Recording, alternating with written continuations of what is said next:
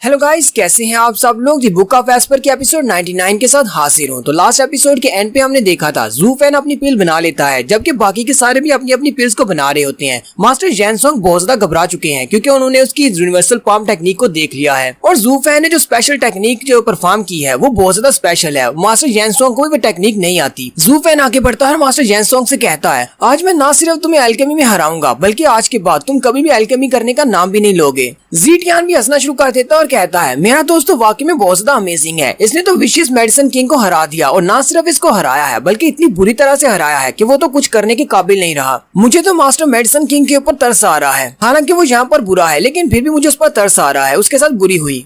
Master डूडैन आगे बढ़ती है और अंकल ज्यू से कहती है, अंकल ज्यू प्लीज आप बता भी दें, आप लोग हमें बता क्यों नहीं रहे कि ये लड़का कौन है, इसकी असलियत क्या है। मास्टर डूडैन कहती है, कहीं ऐसा तो नहीं कि ये किसी 7 बड़ी फैमिलीज का यंग मास्टर है या फिर ये किसी 4 पिलर्स में से किसी एक का बेटा हो सकता है। अंकल ज्यू की बात सुनने के बाद हंसना शुरू कर देती है और कहते हैं, नहीं ऐसी बात नहीं है। अंकल ज्यू से कहते हैं, ये लड़का जिस फैमिली से है उस फैमिली को तो हम लोग एक मक्खी के बराबर भी ना समझे क्योंकि वो इतनी छोटी फैमिली है। क्योंकि इस लड़के की फैमिली में सिर्फ 3 लोग हैं, उसको तो फैमिली नहीं कहा जा सकता। और रही बात किसी बड़े पिलर का बेटा होने की, तो मुझे नहीं पता क्योंकि मैंने कभी इसके मुंह से ये बात नहीं सुनी, मुझे भी इसने नहीं बताया। इस लड़की के पास बहुत सारी ऐसी मिस्ट्रीज हैं जिनके बारे में हमें नहीं पता। मास्टर किंग का ही कहती है, तो इसका मतलब आपको भी नहीं पता इसके बारे में जितनी मिस्ट्रीज हैं, तो फिर आप लोग इस लड़की के ऊपर इतना ज्यादा भरोसा कैसे कर सकते हैं। ज़ीटियान उसकी बात सुनने के बाद हंसना शुरू कर देता है और कहता है, तुम्हें किसने कहा कि हम इसके ऊपर भरोसा करते हैं। ये बंदा भरोसे के लायक नहीं है, कोई भी इसके ऊपर भरोसा नहीं कर सकता। लेकिन ये लड़का वाकई में भरोसे के काबिल है, यानी कि ये हम पर भरोसा कर सकता है और हमारा साथ देता है, हम भी इसका साथ देते हैं, यानी कि हम दोनों अपने अपने मतलब को हासिल करने के लिए इसके साथ लगे हुए हैं।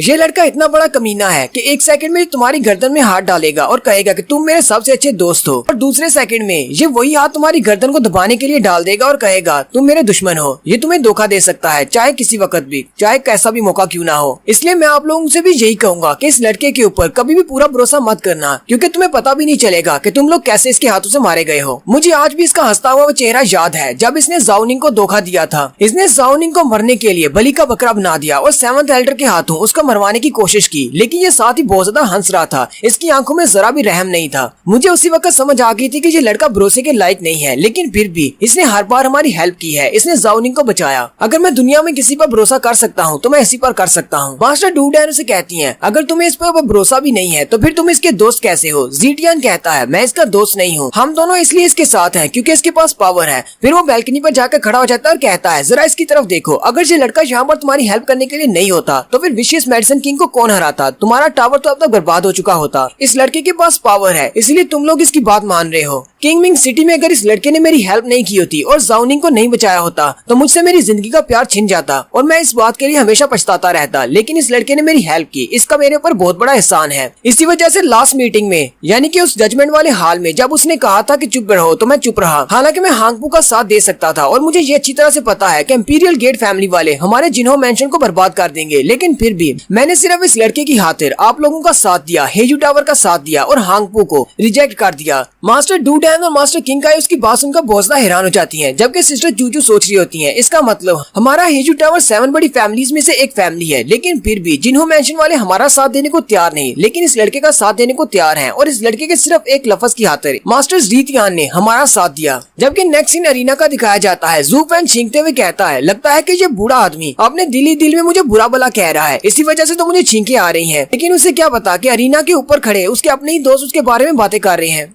ज़ू फेन अपने आप में सोच रहा होता है, मास्टर मेडिसिन किंग तुम बस इंतजार करो, पहले मैं तुम्हें इस कॉम्बिनेशन से बाहर करूंगा और उसके बाद तुम्हें अपने हाथों से मारूंगा। मेडिसिन किंग बहुत ज्यादा घबराए होते हैं और कह रहे होते हैं, अब मैं क्या करूं, मुझे कुछ भी समझ नहीं आ रही है, अब मैं बहुत ज्यादा पीछे हूँ। अगर मैं पिल बनाना स्टार्ट भी करता हूँ तो मैं इन सब से नहीं जीत पाऊंगा और ऊपर से ये लड़का भी यहाँ पर खड़ा है जो कि मुझे बार बार डिस्टर्ब कर रहा है। मैं अपनी पिल को सही से रिफाइन नहीं कर पाऊंगा, लेकिन अगर मैं इस कॉम्पिटिशन को नहीं जीत पाया तो हांगपू मुझे मार डालेगा। साथ ही मास्टर जैनसोंग अपने पास से 2 नीडल्स निकालते हैं और उसे अपने सर में दंसा लेते हैं। मेडिसिन किंग यहाँ पर एक्यूपंक्चर की टेक्निक को यूज कर रहे हैं। वो 2 नीडल्स को अपने ब्रेन की 2 नालियों में दाखिल कर देते हैं, जिससे उनके ब्रेन के अंदर सोचू का आना बंद हो जाता है, यानी कि वो बाहर की चीजों से डिस्टर्ब नहीं हो सकते। ज़ू फेन उसकी तरफ देखता है और कहता है, ये तो सिल्वर नीडल एक्यूपंक्चर का मेथड है, लेकिन साथ ही वो कह रहा होता है, चाहे तुम जो मर्जी कर लो, चलो मैं तुम्हें डिस्टर्ब नहीं कर पाऊंगा, लेकिन फिर भी तुम टाइम पर पिल नहीं बना पाओगे। मेडिसिन किंग फिर से अपनी रिफाइनिंग को स्टार्ट करते हैं, वो पिल को बनाना शुरू कर देते हैं। साथ ही उसी वक्त ज़ाओशा की आवाज आती है। ज़ाओशा कहती है, मास्टर ली ने 9वें नंबर पर पिल को बना बना लिया है। जू फैन मुस्कुराता है और कहता है अब तो इसके पास बिल्कुल भी टाइम नहीं बचा, ये टाइम पर पिल को नहीं बना पाएगा। लेकिन साथ ही जू फैन बहुत ज्यादा हैरान हो जाता है क्योंकि मास्टर मेडिसिन किंग अपने ब्लड को पिल के अंदर शामिल करना शुरू कर देते हैं। वो अपनी चेस्ट के ऊपर मुक्का मारते हैं जिसकी वजह से उनके फेफड़ों के अंदर से ब्लड निकलता है और वो उस ब्लड को अपनी पिल के रिफाइनमेंट में शामिल कर देते हैं। मेडिसिन किंग ऐसा एक बार नहीं बल्कि 4 बार करते हैं। वो अपने ब्लड को 4 बार पिल के अंदर शामिल करते हैं। जू फैन कहता है ये मास्टर तो किसी भी हद को पार करने को तैयार हो गए हैं। ये अपनी पिल को रिफाइन करने के लिए अपना ब्लड एसेंस इसमें शामिल करने को तैयार है। पिल रिफाइनमेंट में अपना ब्लड शामिल करने की वजह से मेडिसिन किंग बहुत ही जल्दी अपनी पिल को रिफाइन कर लेते हैं और साथ ही जाओशा से कहती है मैंने अपनी पिल बना ली है। मेडिसिन किंग 10वें नंबर पर अपनी पिल को बना लेते हैं। जू फैन कहता है इस पिल के अंदर इसने अपनी जानकी और अपनी सारे के सारा ब्लड एसेंस शामिल कर दिया है। मुझे नहीं लगता कि इसके पास अब जानकी की एनर्जी बची है। अगर ये फाइनल राउंड में पहुंच भी जाता है, जो कि ये पहुंच चुका है, तो भी ये अपनी पिल को नहीं बना पाएगा। इसके पास अब क्योंकि जानकी कम रह चुकी है इसलिए ये नेक्स्ट राउंड नहीं जीत पाएगा। जाओशा उन सबसे कहती है मास्टर ने 10वें नंबर पर अपनी पिल को बना लिया है, इसलिए मास्टर मेडिसिन किंग ये राउंड जीत चुके हैं। मास्टर मेडिसिन किंग के पिल बनाते ही जाओशा उन सबसे कहती है तीसरे राउंड में टोटल 39 लोगों ने हिस्सा लिया था। 10 लोग जिन्होंने पहले इस पिल को बना लिया है वही लोग फाइनल राउंड में जाएंगे, जबकि बाकी के सभी को एलिमिनेट किया जाता है। ये बात सुनते ही बाकी के सारे हैरान हो जाते हैं और कहते हैं लेकिन ऐसा कैसे हो सकता है। एलिमिनेट होने वाले सारे अल्केमिस्ट जाओशा से कहते हैं लेकिन यहाँ पर सेंट्रल अरीना में टोटल 20 कॉल्ड्रॉन्स हैं, तो फिर तुम लोग सिर्फ 10 को सिलेक्ट कैसे कर सकते हो। जाओशा उनसे कहती है मैंने आपसे कभी भी ऐसा नहीं कहा कि फाइनल राउंड में 20 लोग जाएंगे, मैंने बस इतना कहा था कि हमारे पास मेन अरीना में सिर्फ 20 कॉल्ड्रॉन है। लगता है कि आप लोगों ने जो बात सुनने में गलती कर दी है। जबकि जू फैन उसकी तरफ देखकर हंस रहा होता है और कहता है लगता है कि हेजू टावर वाले इन सबको धोखा देने की कोशिश कर रहे हैं। लेकिन साथ ही जू फैन हंसते हुए कहता है इन लोगों ने जो कुछ भी किया वो बिल्कुल ठीक किया है, क्योंकि अगर आप लोग टॉप 10 में नहीं है तो आपके जीतने का कोई चांस नहीं, आप लोग 4th लेवल में जाकर जीत नहीं पाएंगे, इसलिए यहीं पर एलिमिनेट होना सबसे ज्यादा बेहतर है। यहीं पर एक और अल्केमिस्ट की एंट्री होती है। वो कहता है मैंने भी अपनी 5th ग्रेड की पिल बनाई है लेकिन मेरी हाई क्वालिटी की पिल है। मेडिसिन किंग और मैंने हम दोनों ने सेम टाइम पर पिल बनाई थी लेकिन उनकी लो क्वालिटी की है, मेरी हाई क्वालिटी की है, तो फिर मुझे क्यों निकाला जा रहा है और मेडिसिन किंग को 10वें नंबर पर रखा जा रहा है। जू फैन से कहता है अपनी बकवास बंद करो, क्या तुमने चौथे राउंड को स्टार्ट होने से पहले इसके रूल्स के बारे में नहीं सुना था। जाओशा ने कहा था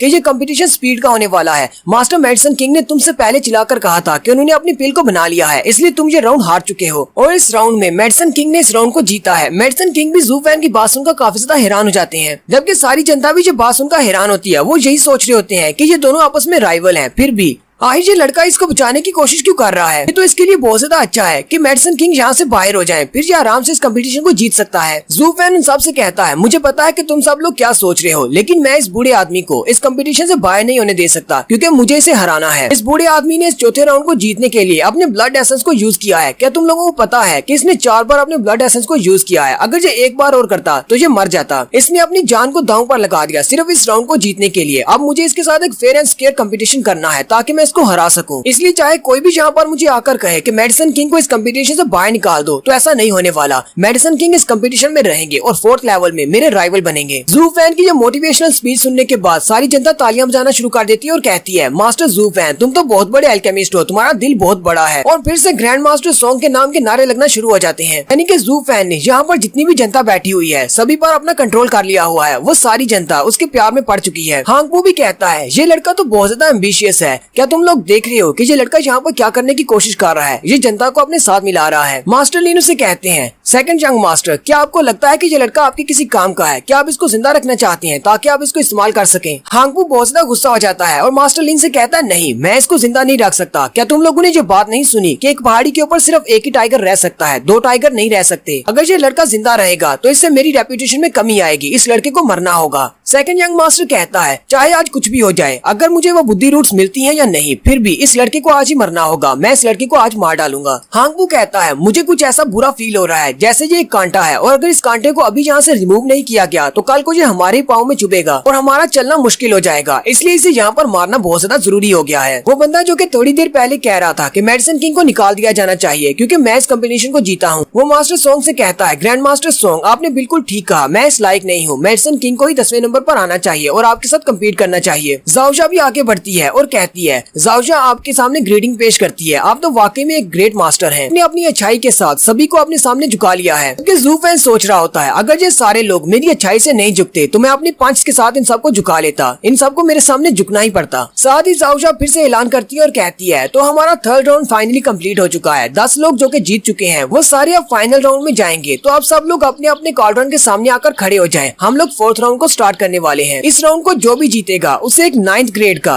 मटेरियल मिलेगा, यानी कि बुद्धि रूट्स मिलेंगी। आंटी टाओ मेडिसिन किंग के पास से गुजरती हैं और उसे कहती हैं चलो जल्दी करो, अब तुम 10वें नंबर पर चले जाओ, तुम्हारी जगह मेरी है। मेडिसिन किंग हंसते हुए उसे कहता है तुम्हें किस बात की खुशी हो रही है, तुमने मुझे नहीं हराया बल्कि इस लड़के ने हराया है। मेडिसिन किंग ज़ू फैन से कहते हैं बच्चे मैंने बहुत सारे एल्केमी के मास्टर्स को हराया है, मैंने बहुत सारे टॉप एल्केमिस्ट देखे हैं जिन्होंने बहुत सारी पिल्स बनाई है, मैंने भी बहुत सारी पिल्स बनाई है, लेकिन तुम्हारे जैसा राइवल मुझे कभी नहीं मिला जो कि मुझे टक्कर दे सके। मैंने बहुत सारे कॉन्टिनेंट्स में जाकर बहुत सारे एल्केमिस्ट को देखा है लेकिन कभी भी किसी की तारीफ नहीं की, लेकिन तुम एक वाकई में बहुत ही अच्छी एल्केमिस्ट हो, मैं तुम्हारी तारीफ कर रहा हूँ। लेकिन अब जब ये फाइनल राउंड है मैं अपनी फुल पावर लगाने वाला हूँ। मेरे पास जितना भी तजुर्बा है, मेरे पास जितनी भी सालों की एक्सपीरियंस है, मैं वो सारा लगा दूंगा। हम दोनों की ये एल्केमी की फाइट ये लेजेंडरी होगी, लोग इसे सदियों तक याद रखेंगे। चलो फिर टिनजू एम्पायर को दिखा देते हैं कि इस बार टिनजू एम्पायर का सबसे बेस्ट एल्केमिस्ट कौन होगा। और यहीं पर हमारी एपिसोड 99 का एंड होता है। वीडियो की एक्सप्लेनेशन अच्छी लगी हो तो कमेंट करके जरूर बताइएगा। चैनल को सब्सक्राइब कर दें, वीडियो को लाइक और शेयर कर दें। शुक्रिया।